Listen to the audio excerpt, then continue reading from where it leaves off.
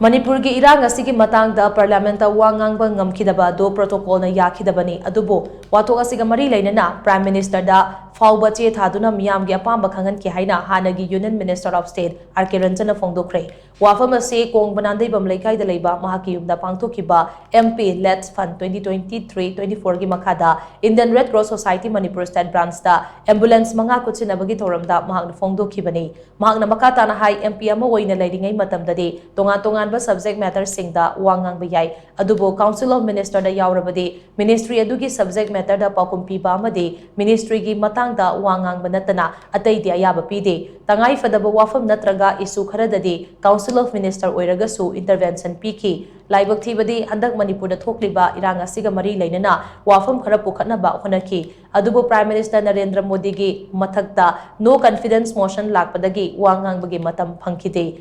Metri ki tawdoga se thokraba matungda mahakna Prime Minister Narendra Modi da chithi ikhi loinana ex gratia displaced persons singi relief package amadi awaba taraba miyam gi dama package kaya puraki haina mahakna makha takhi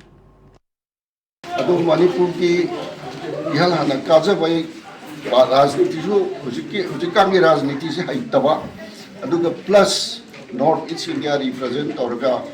Prime Minister Modi के Council of Minister का External Affairs का education करती South East Asia ने अदुगा Indo-Pacific ने Central Asia ने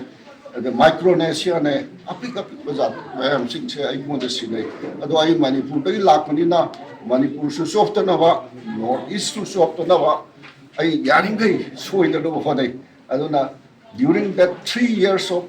ministership I know about Shuti like it, Sunday like this, second Saturday like that, no holiday at all.